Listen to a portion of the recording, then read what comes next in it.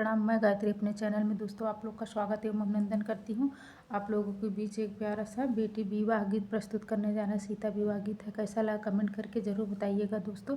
जो गलती है क्षमा करिएगा। पूरा सुनिएगा, बहुत ही अच्छा है, बहुत मज़ेदार है दोस्तों।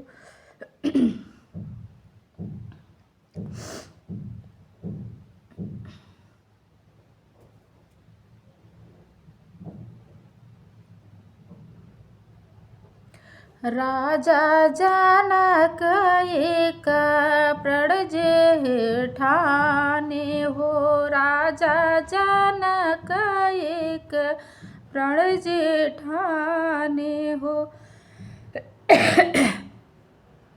धनुष माड़उआ लगाए, अरे धनुष माड़उआ लगाए।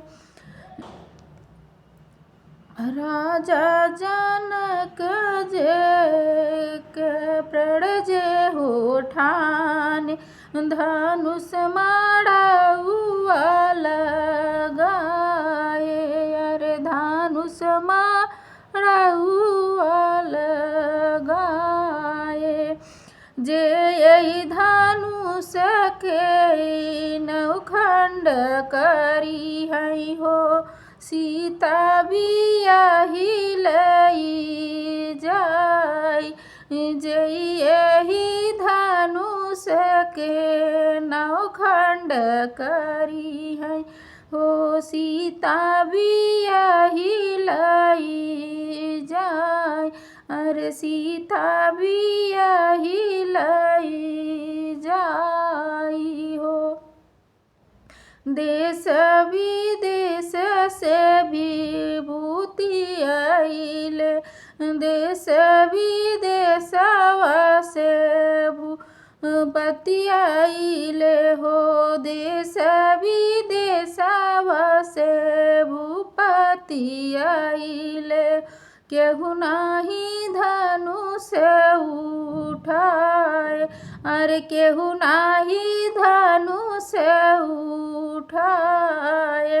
गुरु वशिष्ठ जी के आज्ञा जदि हले हो, गुरु वशिष्ठ जी आज्ञा जदि हले हो, लेला राम धनुष उठाई, अरे लेला राम धनुष उठाई।